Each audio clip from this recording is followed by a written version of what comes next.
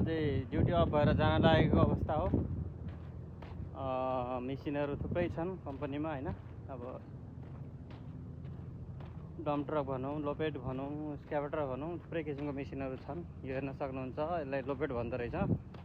यसमा मेसिन एक ठाउँबाट अर्को ठाउँमा सिफ्ट गर्नको लागि युज गरिन्छ। यो एक खालको रहेछ यो, त्यसै गरी यो अर्को खालको हो। अब यसमा चाहिँ मेसिन लोड गरेर लाने काम हुन्छ।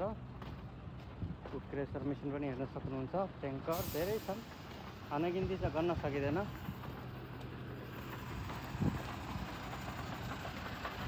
के कस्तो लाग्दैछ प्रतिक्रिया दिनु होला गाइस।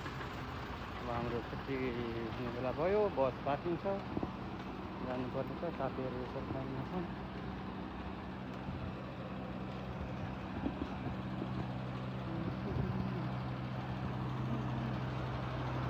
ल बाई गाइस, छुटौँ।